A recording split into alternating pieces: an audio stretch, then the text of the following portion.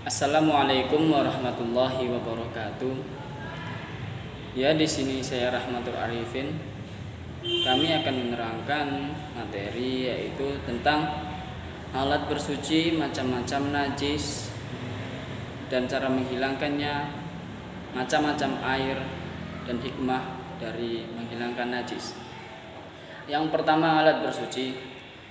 Alat bersuci seperti yang kita ketahui memiliki dua komponen. Ya, di sini saya akan menerangkan mengenai bab pertama kelas 7, alat bersuci. Alat bersuci sendiri memiliki dua, yaitu yang pertama alat bersuci menggunakan benda cair dan alat bersuci menggunakan benda padat. Alat bersuci menggunakan benda cair yaitu menghilangkan suatu hadas atau najis dengan cara menggunakan air. Yang kedua, dengan benda padat yaitu menghilangkan najis maupun hadas dengan cara menggunakan debu atau batu dan kayu. Selanjutnya, macam-macam air. Macam-macam air di sini digolongkan menjadi 4. Yang pertama yaitu air apa ya? Air mutlak. Air mutlak yaitu air yang tidak apa-apa digunakan atau boleh digunakan dan hukumnya tidak makruh. Air tersebut ada 8. Yang pertama air hujan, air laut, air sungai, mata air, air embun, air es, dan air salju. Mengapa hanya air-air ini yang dapat digunakan untuk bersuci atau yang mutlak? Karena air ini alami didapatkannya, tidak ada campuran tangan dari orang lain. Yang selanjutnya yaitu air musammas. Air musammas ini tidak apa-apa digunakan untuk bersuci, boleh, tapi hukumnya itu makruh. Air musammas di sini adalah air yang disebabkan oleh pemanasan matahari.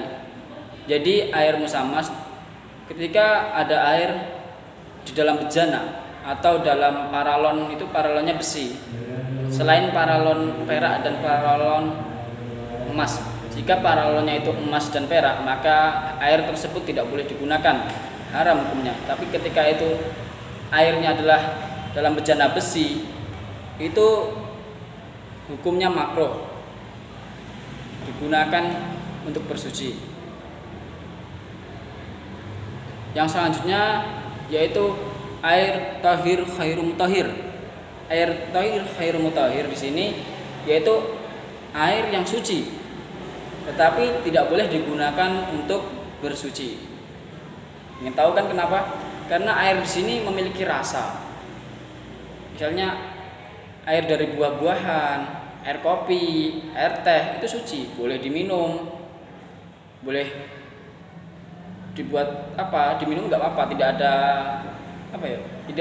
tidak haram airnya, jadi tidak najis airnya, diminum boleh seperti air degan itu, tetapi tidak boleh digunakan untuk bersuci karena memiliki rasa sifatnya. Walaupun misalnya air kopi atau air degan, air kelapa itu ada 2 kolah atau bagaimana? Itu kan misalnya syaratnya untuk bersuci airnya 2 kolah. Walaupun air degannya itu 2 kolah, tetapi itu air degan bukan air mutlak, maka tetap sama hukumnya, tidak boleh digunakan untuk bersuci. Selanjutnya yaitu air mutanajis. Air mutanajis yaitu adalah air yang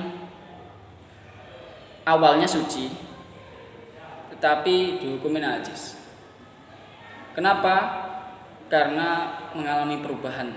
Perubahan tersebut disebabkan karena adanya najis. Contohnya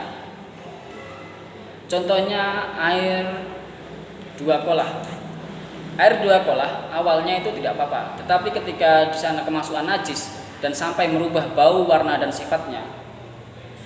Misalnya air 2 kolah tadi warnanya pertamanya bening, ketika kemasukan najis, yang mana najis itu bisa merubah warnanya. Pertamanya bening menjadi warna kuning, misalnya kena apa ya? Kena tai apa? Tai manusia. Itu kan berubah warnanya. Ada orang yang jahil, ya tidak ada kamar mandi, tahu-tahu berak di tempat tersebut dan merubah warnanya. Yang pertamanya warnanya bening menjadi warna kuning, menjadi ada baunya, menjadi ada rasanya paling. Di sini yang begitu. Jika tiga warna itu tiga komponen itu terpenuhi, maka airnya mutlak menjadi air najis dan itu tidak boleh digunakan.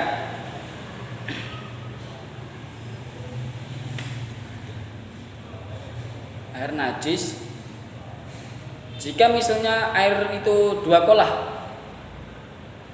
besar, itu kemasukan najis.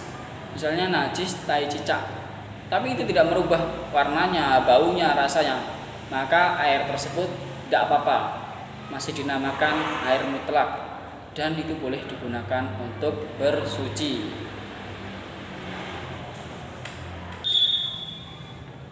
Ya, saya lupa tadi yang apa? Yang air tohir, khair mutahhir itu dibagi menjadi 3. Yang pertama itu airnya kenapa ya? Dari air suci yang mutlak, misalnya air galon itu kan air mutlak, boleh untuk wudu. Itu dikasih kopi, itu kan berubah. Jadi itu yang pertama. Yang kedua dari buah seperti air kelapa yang saya jelaskan tadi, air kelapa, misalnya peresan dari buah naga atau air dari buah, itu juga dinamakan tohir khair mutahhir. Maksudnya tohir suci, khair mutahhir, tapi tidak boleh untuk bersuci. Yang selanjutnya yaitu yang ketiga air mustakmal.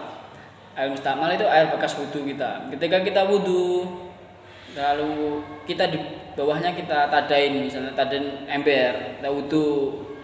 Terus air sisanya kita tadi, percikan kita tadi, itu untuk wudu orang lain. Itu tidak boleh. Mengapa tidak boleh? Karena itulah air tohir khairu mutahhir. Oke, selanjutnya yaitu macam-macam najis dan cara menghilangkannya. Yang pertama najis mukhalathah atau sering disebut dengan najis besar. Najis dari anjing dan babi dan anak keturunannya. Rasulullah SAW pernah bersabda yang artinya, jika bejanamu terkena najis dilatan anjing, maka kamu sucikan dengan 7 kali basuhan, yang dimana 1 basuhannya menggunakan debu. Hadis riwayah Imam Muslim. Jadi berkaca dari hadis tersebut bahwa cara menghilangkan najis mukhalathah yaitu dengan 7 kali basuhan, yang mana 1 basuhan menggunakan debu. Di sini yang kita banyaknya yang belum memahami tentang cara membasuhnya. Yang maksudnya 1 kali basuhan itu posisinya terserah. Bukan hanya basuhan terakhir atau basuhan pertama atau basuhan kedua, ketiga, keempat itu yang ada debunya. Tidak. Tapi dalam 7 kali basuhan tersebut itu ada 1 basuhan yang mana basuhan tersebut menggunakan debu. Misalnya kita membasuh yang pertama dengan air. Misalnya tangan saya habis kejilat anjing. Ini kita basuh air. Pertama, kedua, yang ketiga kita pakai debu. Baru basuh lagi. Gak apa-apa, tidak ada tempat khusus basuhan yang itu mengharuskan menggunakan debu. Yang kedua, najis mutawasithah. Itu yang ringan. Mutawasithah itu ringan. Kita yang sedang dulu, yaitu mukhaffafah, yaitu najisnya sedang, yang mana najis itu najis dari air kencing anak laki-laki yang belum makan selain susu atau ASI. Ya kencing, lalu cara menghilangkannya itu cukup disiram. Ya. Disiram, menghilangkan najisnya dahulu baru disiram. Begitu. Mudah toh? Yang selanjutnya najis mukhafafah mutawasitoh atau najis maksudnya yang ketiga najis mutawasitoh yaitu najis sedang. Mutawasitoh itu ringan yaitu najis dari nanah, darah gitu. Dan cara menghilangkannya ada dua. Yang pertama hukumnya itu najis mutawasitoh yang hukumnya. Najis yang mana najisnya itu tidak ada bentuknya, warnanya, rasanya nggak ada itu. Tapi diyakini misalnya ada bekas air kencing, wujudnya nggak ada kan? Di sini wujudnya nggak ada bekas. Misalnya di sini tadi saya melihat ada yang kencing di sini, tapi saya datangi kembali, kita lihat nggak ada najisnya. Nah ini hukumnya nggak ada, tapi diyakini di sini ada bekasnya najis di sini. Dan cara menghilangkannya ya biasa disiram gitu. Terus yang ainiyah yaitu bendanya ada, najisnya ada, darahnya ada. Cara menghilangkannya pertama dihilangkan dahulu najisnya tersebut sampai menjadi hukumnya, baru disiram. Misalnya ada najis darahnya dihilangin dulu. Setelah itu tandain, baru disiram dengan air, percikkan itu. Yang terakhir hikmah dari bersuci. Kita tahu sendiri kenapa kita harus bersuci, kita harus menghilangkan bersuci dari hadas, dari najis. Kenapa?